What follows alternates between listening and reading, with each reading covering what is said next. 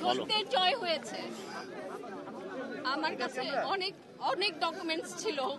28 তারিখ থেকে আমি অনেক ভাবে গিয়েছি পীরজাদার কাছে, কিন্তু আমাকে হেল্প করে নাই। সত্যের জয় হয়েছে, আপনারা আমার জন্য দোয়া করবেন।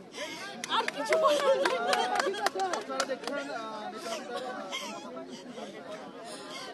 আমার আর কিছু বলার নাই।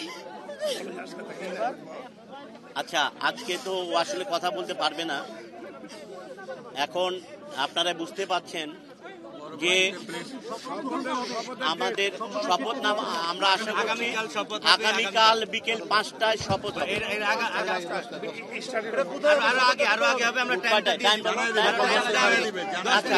আচ্ছা, ওরা 10 মিনিটের মধ্যে জানাই দিবে কালকে কখন শপথ হবে। না, হ্যাঁ, আমরা